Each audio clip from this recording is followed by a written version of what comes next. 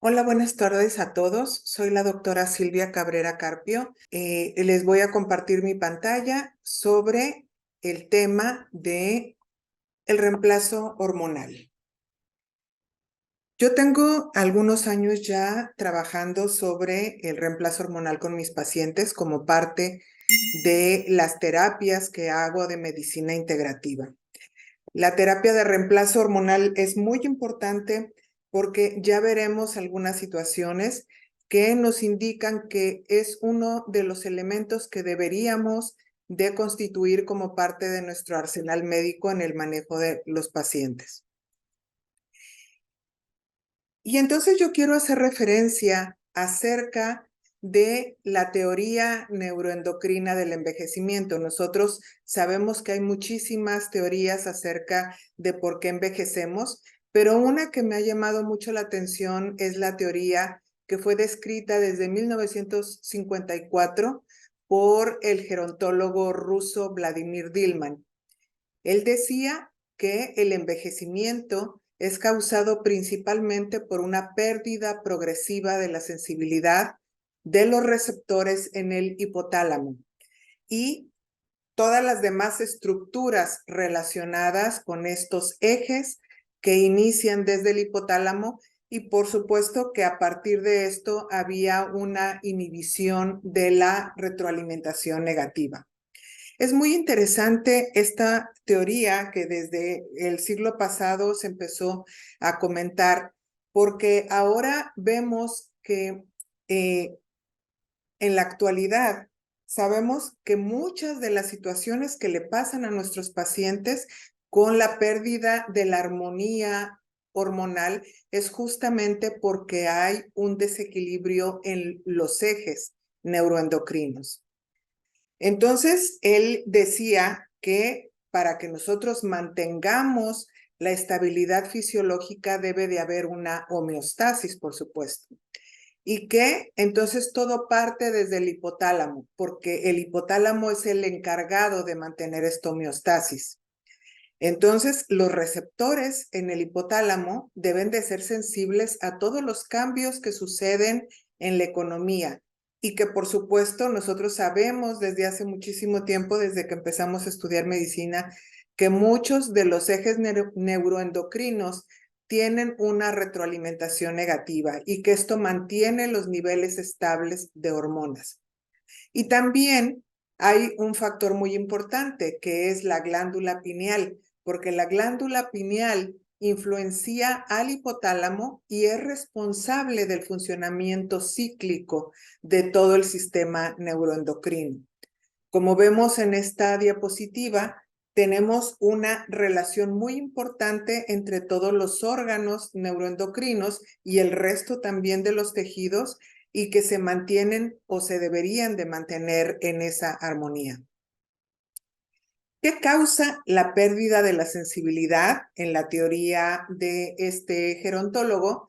Bueno, decía que él suponía o hacía sus hipótesis de que había niveles reducidos de neurotransmisores hipotalámicos. Conforme íbamos envejeciendo, los niveles iban disminuyendo. También, y eso es bien sabido, que hay una cantidad reducida de receptores de hormonas hipotalámicas. Y no nada más, bueno, él comentaba que todo era originado en el hipotálamo, sin embargo, ahora sabemos que los receptores de hormonas van disminuyendo o van perdiendo su sensibilidad conforme pasa el tiempo. Y también él comentaba que la disminución en la secreción de hormonas de la glándula pineal, que ya vimos que tiene una gran relación con el hipotálamo y que maneja los ciclos circadianos, en este caso la melatonina y el resto de las hormonas pineales. Y también que conforme íbamos envejeciendo, había una acumulación de lesiones producidas por los niveles crónicamente elevados de cortisol debido a un estrés prolongado. Y además también que había acumulación de colesterol en las membranas plasmáticas de las neuronas.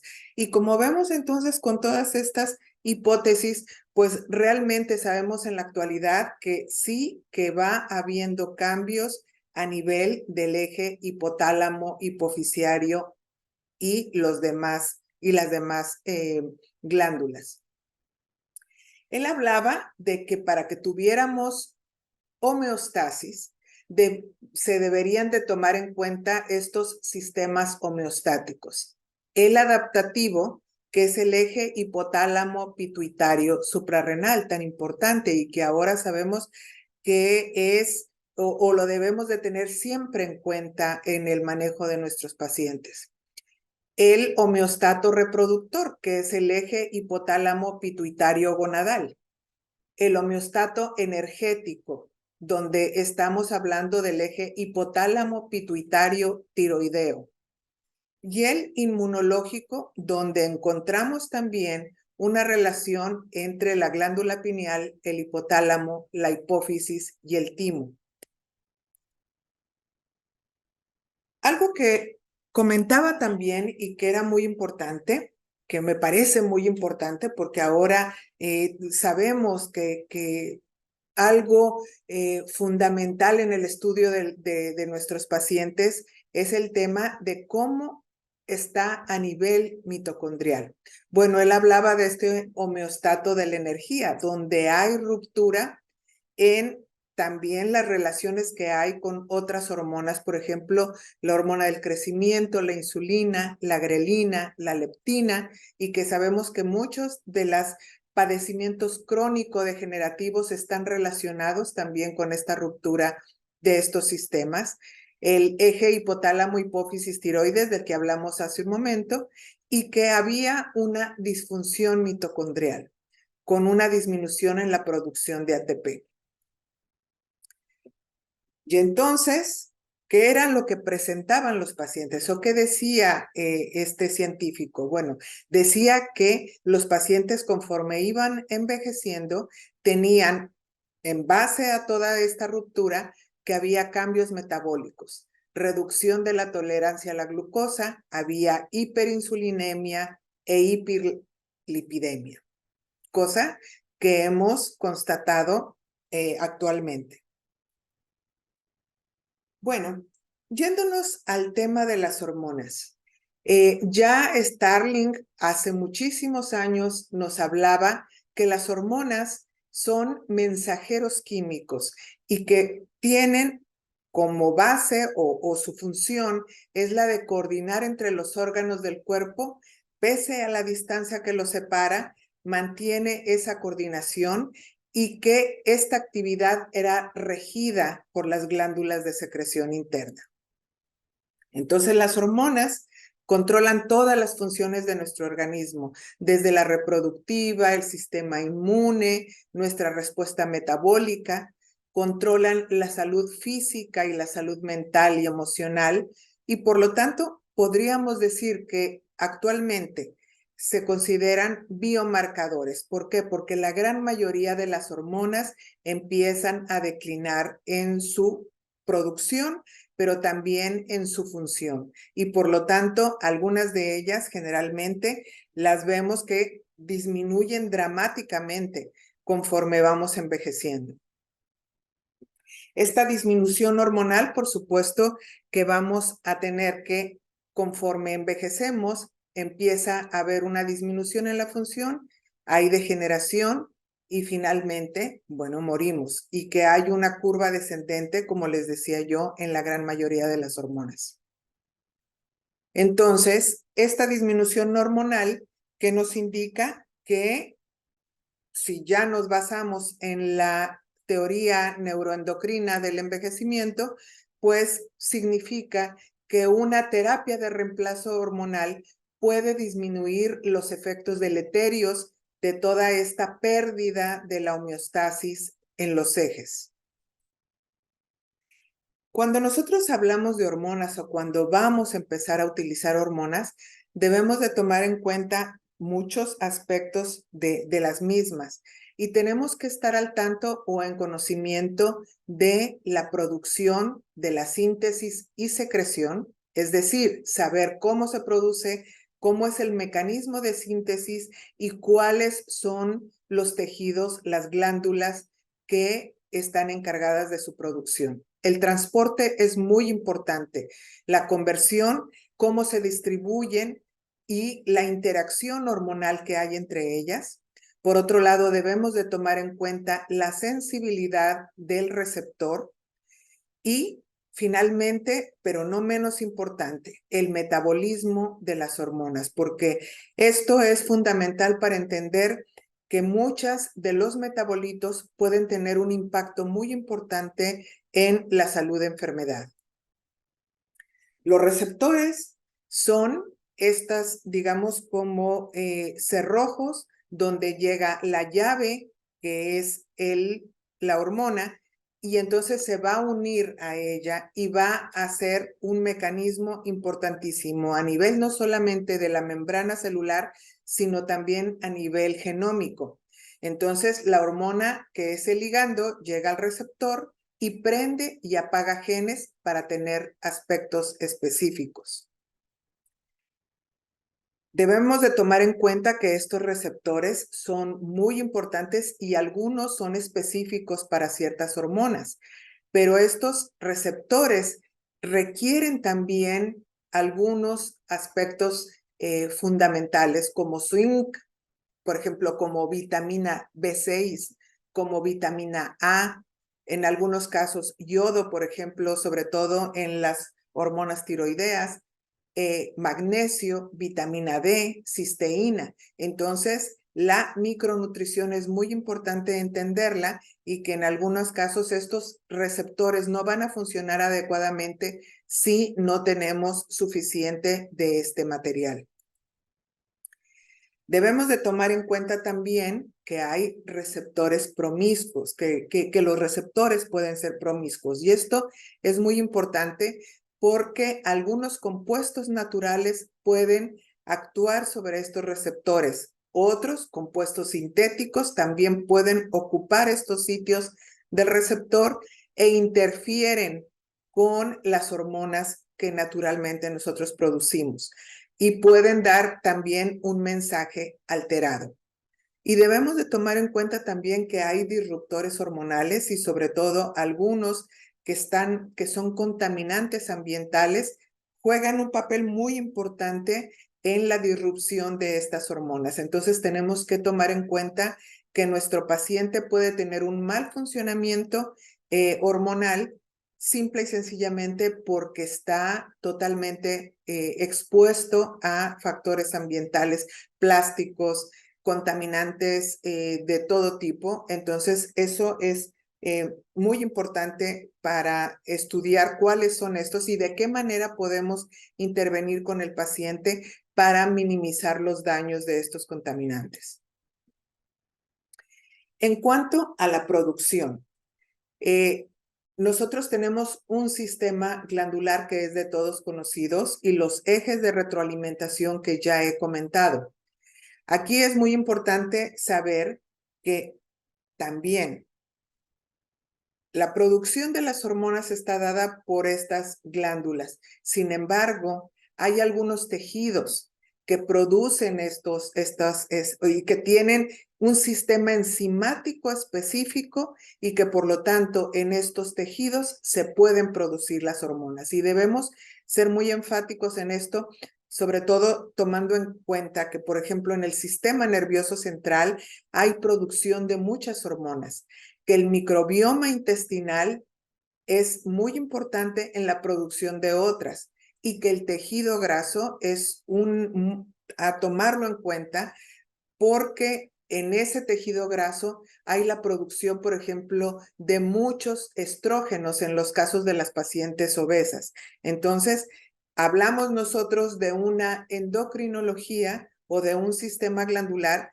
pero también debemos de entender que en muchos otros tejidos hay esta producción, este sistema enzimático que va a modificar de alguna manera la producción de algunas hormonas. El transporte es otro factor importantísimo a tomar en cuenta, porque la gran mayoría de las hormonas requieren ser transportadas a nivel plasmático por una proteína. Eh, una de las proteínas más importantes a tomar en cuenta es la proteína SHBG, la proteína transportadora de hormonas sexuales, y que tiene juega un papel muy importante en algunas patologías, por ejemplo, como el síndrome de ovario poliquístico, donde tenemos una disminución de esta proteína y por lo tanto va a dejar libre mucha testosterona o muchos andrógenos, y esto va a tener un impacto a nivel tisular.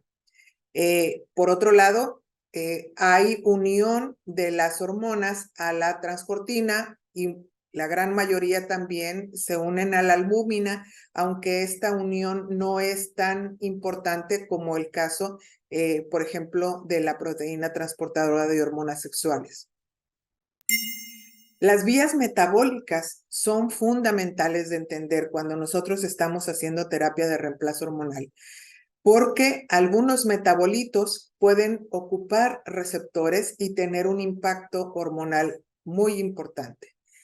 Un sistema de detoxificación adecuado es fundamental de investigar cómo está detoxificando hepáticamente las hormonas nuestra paciente, porque esto va a determinar si podemos tener una hiperestrogenismo, por ejemplo, y algunas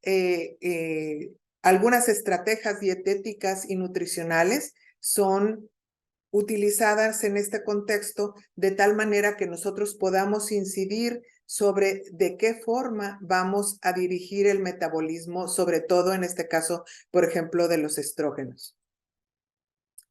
Y ya que hablamos de los estrógenos, bueno, nosotros sabemos que hay una producción gonadal, como son los ovarios, los testículos, pero fíjense ustedes qué interesante que también tenemos una producción extragonadal, como las adrenales, el tejido adiposo, en el hueso, en los condrocitos, en el músculo liso, en el endotelio vascular y en el sistema nervioso central. Y era lo que hablábamos hace unos minutos acerca de esta producción a nivel tisular que está fuera inclusive de algunas glándulas.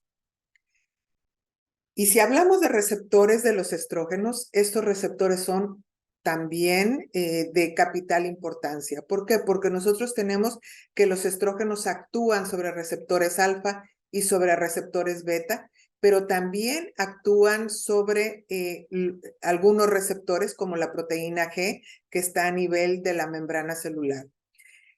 La importancia de esto es que el estímulo de los receptores alfa hacen que incremente la proliferación celular.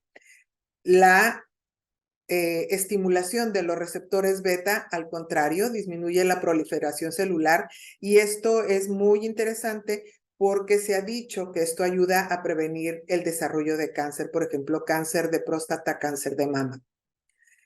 Entonces, la señalización de los receptores también es muy interesante porque hay algunos agonistas, es decir, que prenden las señales de los receptores y que son, por ejemplo, algunos productos que son sintéticos como el Premarin, el etinilestradiol, lo que ya les decía, los disruptores endocrinos como plásticos, bisfenoles, etcétera, y algunos alimentos que provienen de la soya o la soya misma.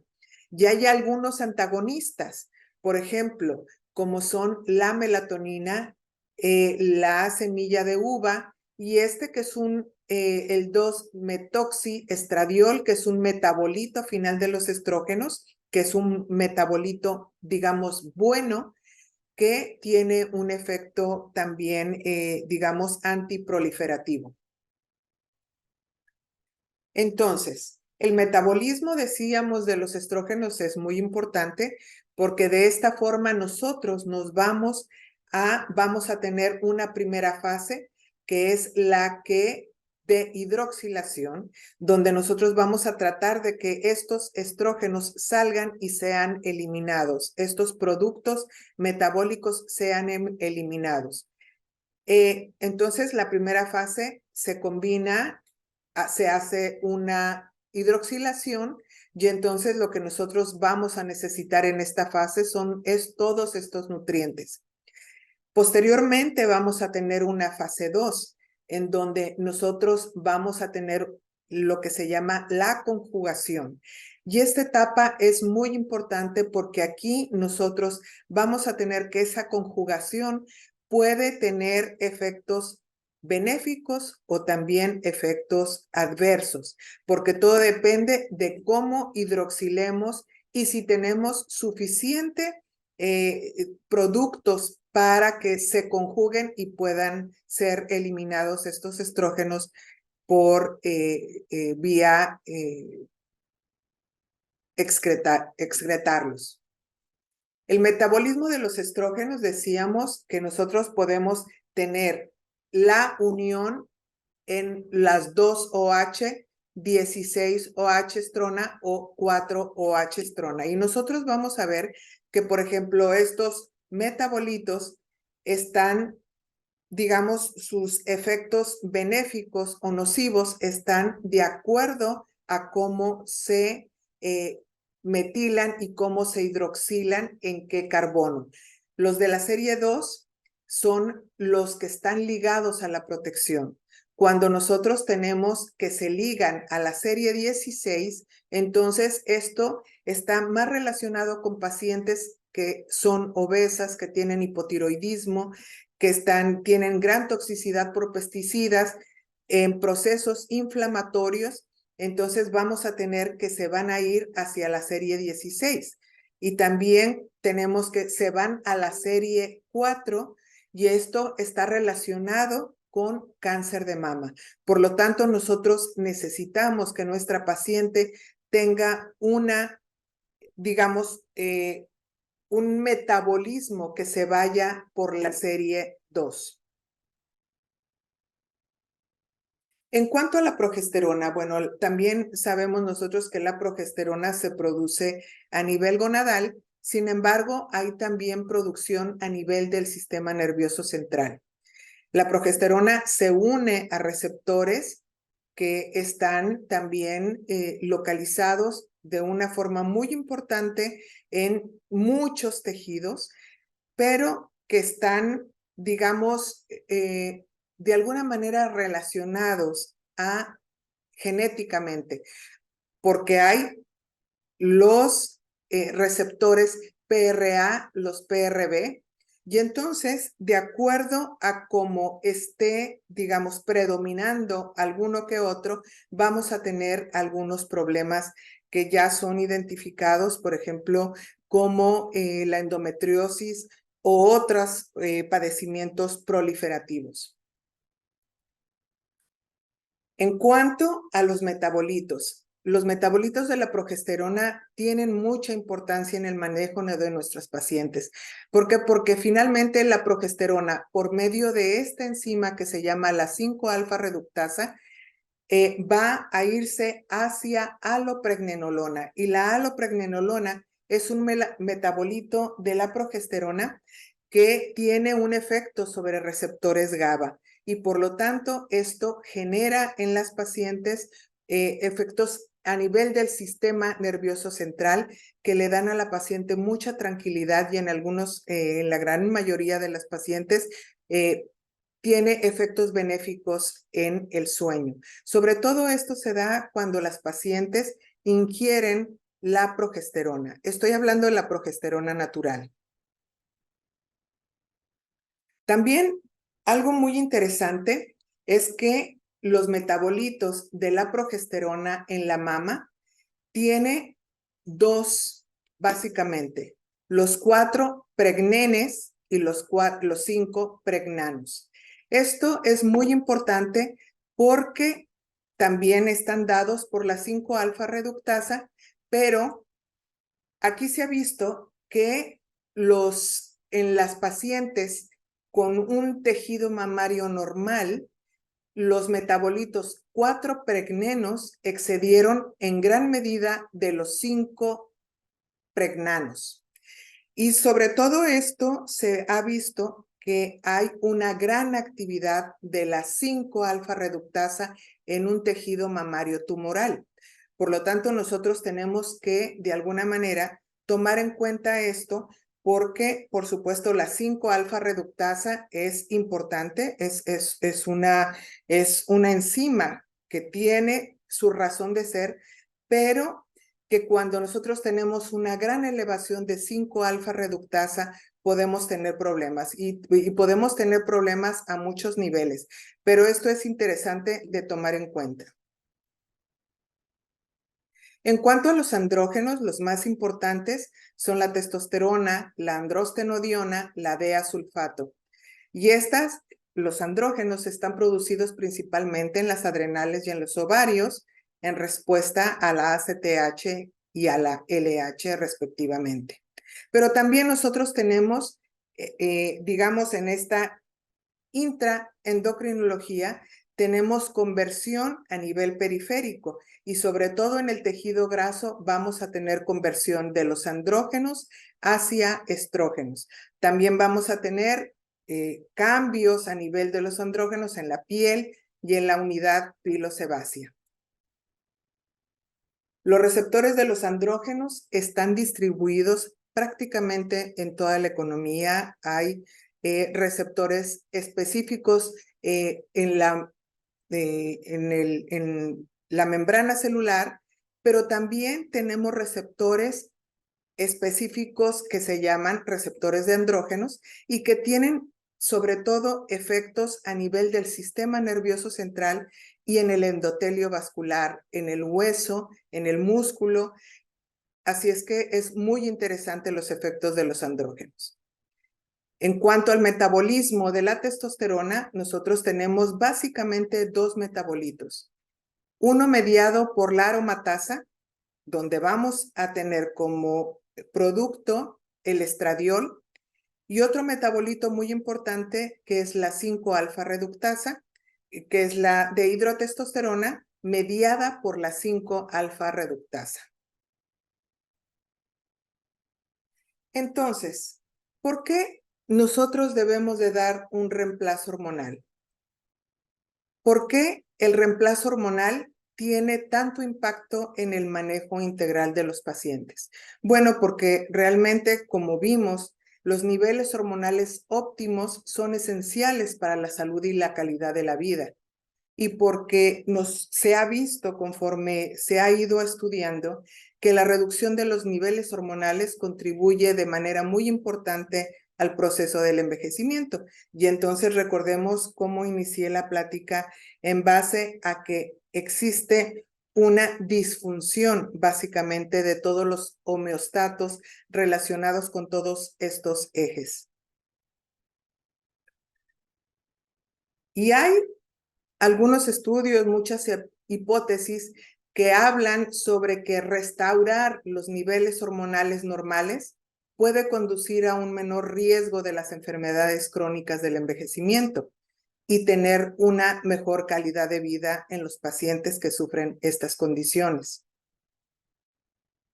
En este artículo muy interesante se habla, y fíjense, nosotros comentábamos al inicio estas teorías del siglo pasado y sin embargo actualmente sabemos que conforme envejecemos vamos a tener una gran disfunción de estos ejes, como decía, y que vamos a tener atrofia, que vamos a tener una disminución en la función de todos, prácticamente de todos nuestros órganos. Entonces ustedes ven aquí que esta gente ha visto que sí hay una disfunción de la tiroides, que hay una disfunción en la homeostasis de la glucosa, que hay una disminución en la producción de hormona del crecimiento y de la IGF-1, que vamos a tener una disminución en la producción de la grelina, que vamos a tener una serie de eventos y por supuesto no se diga la disfunción a nivel de ovarios y testículos con todos los efectos que ya sabemos, menopausia y andropausia. Entonces, se comenta que aparte de todos estos esta forma en la que podemos actuar sobre nuestros pacientes con intervenciones en los cambios de estilo de vida, con el ejercicio, con las intervenciones dietarias, como ven ustedes ahí, con todos estos modelos de nutrición, con una pérdida de peso, con la utilización de senolíticos, manejando el efecto o buscando el efecto antiinflamatorio con omega 3, por ejemplo, con prescribiendo antioxidantes, etcétera, nosotros tenemos que también la terapia de reemplazo hormonal va a tener un impacto fundamental en que nuestro paciente tenga un envejecimiento saludable. Por supuesto que el uso de la terapia de reemplazo hormonal ha sufrido muchos cambios y todo esto, como ven ustedes ahí, la prescripción en el año 2000 era de una forma muy importante, se prescribía bastante terapia de reemplazo y estoy hablando específicamente en este caso sobre menopausia, pero el estudio Guay vino a interrumpir esa evolución y después empezó de alguna manera a tenerse mucho miedo, no nada más por parte de los médicos, sino también de los pacientes sobre la terapia, sobre todo la utilización de terapia de reemplazo con los productos sintéticos. Sin embargo, en el 2016, dos investigadores hicieron un estudio sobre o profundizaron acerca del estudio White y publicaron una, digamos, entre comillas, solicitud de perdón, donde se entendió que realmente había habido algunos errores en interpretación sobre este estudio y que realmente la utilización de la terapia hormonal en pacientes bien estudiadas, en pacientes adecuadas, era de alguna manera una posibilidad para tener, digamos, una mejor calidad de vida. En este posicionamiento de la Sociedad Americana de Menopausia del 2022 dice algunas cosas muy importantes. La terapia hormonal sigue siendo el tratamiento más eficaz para los síntomas vasomotores y el síndrome geniturinario de la menopausia, y ha demostrado que previene la pérdida ósea y las fracturas. Los riesgos de la terapia hormonal difieren según el tipo, la dosis, la duración del uso, la vía de administración, el momento de inicio y si se usa un progestágeno. El tratamiento debe de ser individualizado y es obvio, utilizando la mejor evidencia disponible para maximizar los beneficios y minimizar los riesgos, con reevaluación periódica de los beneficios y riesgos y continuar la terapia. Las duraciones más largas de la terapia deben de ser para indicaciones documentadas como síntomas vasomotores persistentes, con toma de decisiones compartidas y reevaluación periódica. Aquí es muy importante que nosotros debemos o que hay que destacar que debemos de estudiar perfectamente a la paciente y empezar a una etapa temprana de la menopausia. Y de hecho, las pacientes perimenopáusicas o premenopáusicas pueden requerir una terapia de reemplazo hormonal específicamente de acuerdo a la disminución de la hormona que están teniendo. Generalmente, las pacientes premenopáusicas empiezan con una disminución de progesterona y de testosterona. Entonces, no necesariamente nosotros vamos a utilizar el mismo esquema para todas las pacientes. Esto habla de que vamos a individualizar el tratamiento. Algo muy importante es que las vías de administración en general, sobre todo para los estrógenos, deben de ser transdérmicas y que las dosis deben de pautarse lo más baja posible. Hay esquemas terapéuticos, como vamos a ver posteriormente, pero siempre debemos de empezar con las dosis más bajas e ir modulando de acuerdo a la respuesta clínica de la paciente.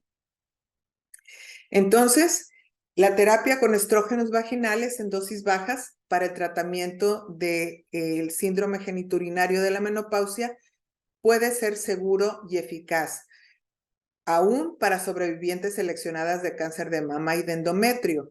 Entonces, la terapia de hormonas bioidénticas compuestas, esto es un punto destacable de acuerdo a las asociaciones médicas. Dice que presenta problemas de seguridad y que no se recomienda. Sin embargo, una de las cosas importantes que yo debo de puntualizar aquí es que existen tratamientos con hormonas bioidénticas que son prescritos o elaborados por laboratorios, no laboratorios de composición, pero sí laboratorios y que se pueden utilizar y que se han utilizado durante mucho tiempo. Entonces, realmente lo que las asociaciones de menopausia y de ginecología comentan es que el problema está en la utilización de productos que son bioidénticos formulados por farmacias de composición.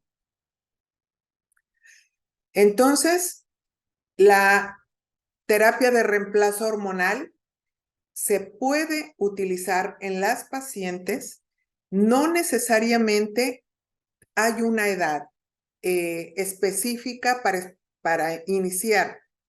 Idealmente debemos de empezar cuando la paciente empiece a tener ya problemas, iniciando la menopausia o antes, como les decía, pero realmente tenemos que valorar cuáles son los riesgos de esta paciente, el caso clínico específico, y podemos nosotros tratar estos síntomas vasomotores persistentes o la prevención de la osteoporosis y podemos prolongar el tratamiento, porque antes se decía que solamente 10 años y nada más, y esto realmente se ha visto que no es así. Yo tengo pacientes de 75 años en los que sigo utilizando la terapia, por supuesto, con toda la valoración y con todos los cuidados y los riesgos, cuidados de los posibles riesgos, y realmente creo que no hay un problema al respecto.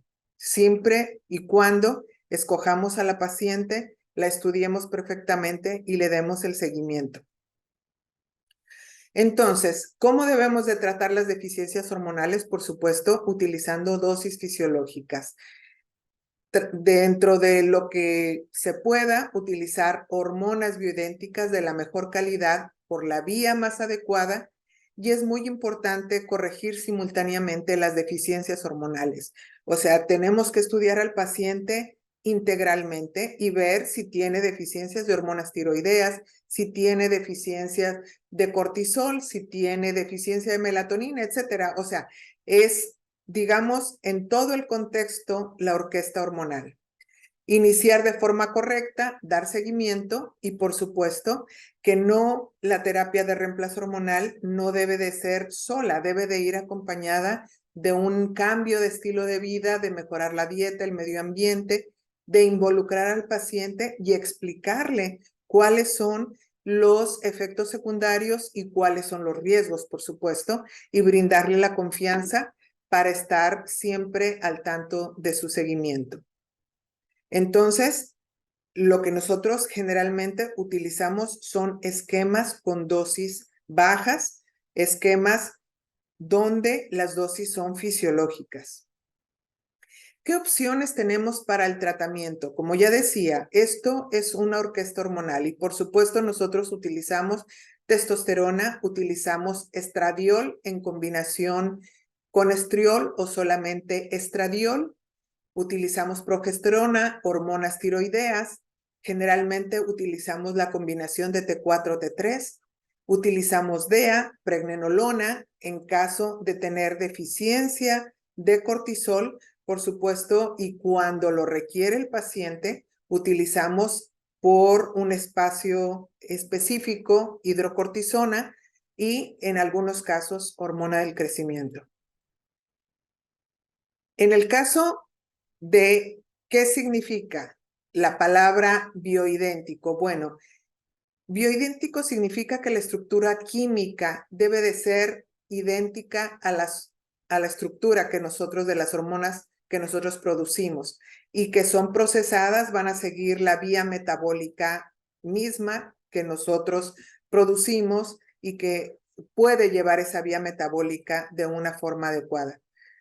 Sin embargo, las hormonas sintéticas son hormonas que difieren de alguna manera en la estructura y que tienen algunos problemas en su metabolismo que tienen un efecto diferente o de alguna manera pueden tener efectos secundarios que pueden tener también alguna alteración a nivel de los receptores. Entonces, en mi concepto y en el concepto de las personas que hacemos terapia de reemplazo hormonal con hormonas bioidénticas, esta no es la mejor opción y sobre todo porque generalmente las vías de administración de las hormonas sintéticas son por vía oral, cosa que generalmente nosotros no hacemos. No generalmente, sino que definitivamente los estrógenos nunca se deben de utilizar por vía oral.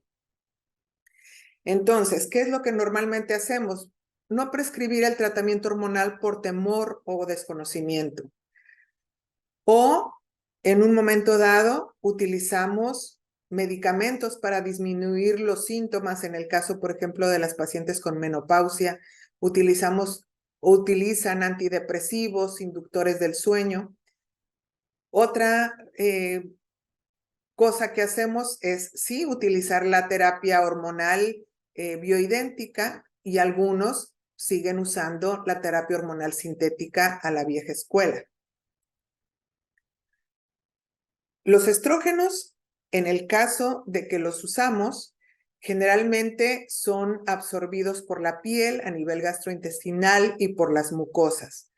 Generalmente va unido, el estrógeno circula, como ya les decía, por este transportador que es la SHBG y por la albúmina.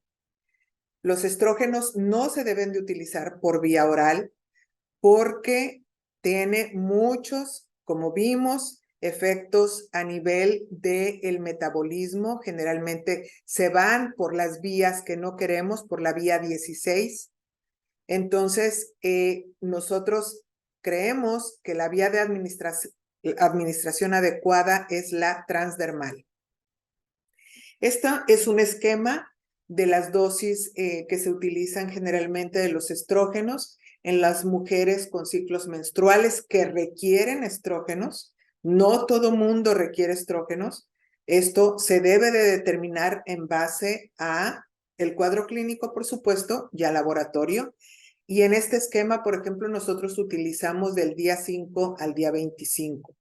Entonces, ustedes ven que aquí tenemos un producto que es de un laboratorio normal y también hay las formulaciones elaboradas por una farmacia de composición. Estas son el esquema de las dosis en mujeres sin ciclos menstruales que requieren estrógenos. Y esto generalmente se hace del día 1 al día 25, no del ciclo, sino del mes, por ejemplo. Es decir, generalmente dejamos 5 días sin dar el tratamiento y estas son también las opciones. En cuanto a la progesterona se absorbe eficazmente a nivel gastrointestinal y vaginal. Es menor la absorción transdérmica. Y esto es muy importante de tomarlo en cuenta porque nosotros en el momento en que podemos tener una menor absorción de la progesterona y si la paciente tiene suficientes estrógenos o le estamos dando estrógenos por vía transdermal, entonces podemos crear un desequilibrio, por lo tanto se sugiere que utilicemos la vía oral o la vía vaginal. La vía oral, ya decíamos cuando hablaba sobre el metabolismo, es muy interesante porque ya vimos que por medio de la 5-alfa reductasa se va a producir alopregnenolona y esto tiene efectos en el sistema nervioso central. Generalmente yo la indico en las pacientes que tienen problemas de sueño, entonces les mejora mucho, duermen mucho mejor. La vía vaginal es muy importante para la protección uterina. Y entonces, a veces yo utilizo la vía oral y la vía vaginal al mismo tiempo, de tal manera que tengo un buen efecto a nivel del sistema nervioso central, pero también hago la protección del útero para que no tengan sangrado las pacientes, si es que tienen un desequilibrio entre estrógenos y progesterona. Entonces, como ven ustedes ahí, la vía oral se metaboliza rápidamente, la transdermal no es tan bien absorbida y tenemos que estar muy al pendiente de eso. Y la vía vaginal también es muy importante para tomar en cuenta, sobre todo en estas pacientes que tienen un crecimiento endometrial importante, entonces podemos utilizar la vía vaginal para la protección. Estos son un esquema muy básico en pacientes con ciclos del día 15 al día 25. Nosotros podemos dar progesterona micronizada, que también hay productos de la farmacia normal. En algunos casos, algunas farmacias de composición la hacen transdermal, pero con lo que les comento, ¿no? Con la situación esta de no tan buena absorción. En el caso de las pacientes posmenopáusicas, generalmente lo damos del día 1 al día 25 de cada mes. En cuanto a la testosterona, la vía de administración de la testosterona generalmente se debe hacer transdermal o en algunos casos donde es permitido, se utiliza la vía subcutánea, los comprimidos o pellets que se llaman. Yo generalmente no uso la vía intramuscular y por supuesto que no utilizo la vía oral. Entonces, desafortunadamente, en el caso de las mujeres, la testosterona no es fácil de conseguir, más bien no se consigue una prescripción para mujeres. Generalmente todos los geles que hay en las farmacias están en dosis para hombres y en este caso sí es de sugerir que mandemos a hacer a una farmacia de composición una crema o gel al 0.5% y entonces la dosis que normalmente utilizamos es de 1.5 a 5 miligramos al día. La aplicación se hace por la mañana sin descanso. Esta no se requiere que tengamos que suspender algún día en específico. Y es posible también hacer una combinación de testosterona al 0.1% para aplicación vaginal y vulva en combinación con alguna otra hormona. Entonces, ya decía que generalmente se hace transdermal. Hay que tratar de evitar el contacto con niños o con mascotas y bueno, en el caso de los comprimidos subcutáneos, es una excelente opción para obtener niveles estables. La verdad es de que yo hago terapia con comprimidos subcutáneos con pellets desde hace muchísimos años con muy buenos resultados, pero también la vía transdermal me ha dado muy buenos efectos. Entonces, importante tomar la vía de administración en cuenta, la vía adecuada.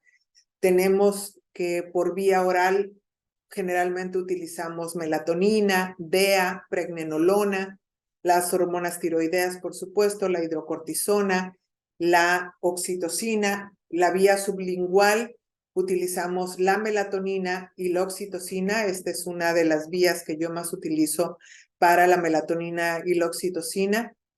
La vía subcutánea para la hormona del crecimiento y la vía transdérmica también se puede utilizar. Hay algunas prescripciones con melatonina, con DEA, con pregnenolona. En mucosas podemos utilizar oxitocina y algunas hormonas sexuales.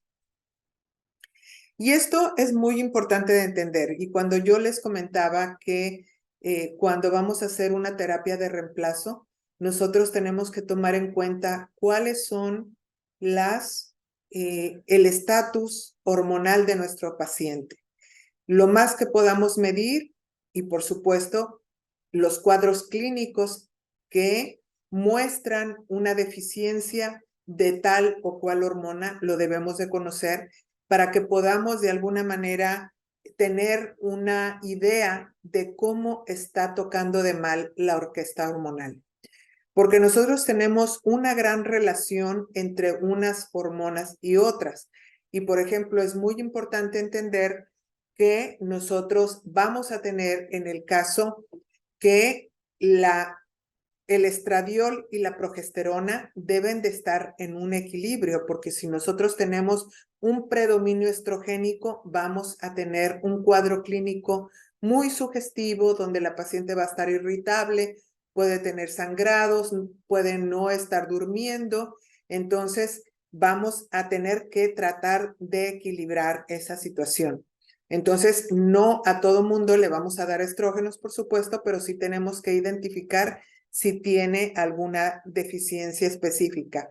Algo muy interesante es, por ejemplo, que nosotros necesitamos en un momento dado determinar si nosotros tenemos una deficiencia de T3, T4, si tenemos una deficiencia de DEA, si tenemos una deficiencia de testosterona. Y, por ejemplo, algo que siempre me llamó mucho la atención es que algunas pacientes que tienen una un hipotiroidismo, si nosotros vamos a indicar testosterona, tenemos que estar muy, pero muy atentos a una necesidad de disminuir las hormonas tiroideas, porque generalmente la testosterona tiene un efecto estimulante de transformar T4 a T3. Entonces tenemos que vigilar a nuestros pacientes y de alguna manera tener una idea de qué puede inhibir a una o estimular otra. Algo interesante también de saber es de que, por ejemplo, la melatonina puede tender a disminuir el cortisol. Entonces, en un paciente que tiene un cortisol muy bajo, si nosotros le damos mucha melatonina, podemos inclusive hacer que el cortisol disminuya más. Así es que esto es de tomar en cuenta el estado en general de de nuestros pacientes, porque aquí cabe esta imagen para entender que podemos hacer que el paciente desafine totalmente. Podemos hacerle más daño si no tenemos una visión totalmente integrada de cómo están funcionando sus hormonas y que no todo mundo o puede recibir lo mismo que otro paciente. Esta es la diferencia en cuanto a las personas que hacemos terapia de reemplazo hormonal bioidéntico, porque generalmente las indicaciones que vamos a dar son personalizadas, o sea, las dosis las vamos a personalizar, la composición las podemos personalizar. Entonces, esto es lo interesante de la terapia del reemplazo hormonal.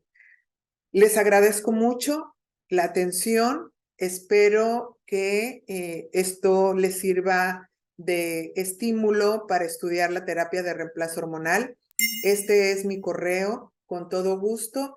Yo los invito a que si tienen alguna duda me escriban para profundizar en los detalles que les hayan quedado no muy claros. Agradezco mucho a todos por su atención y bueno, estoy a sus órdenes. Muchas gracias.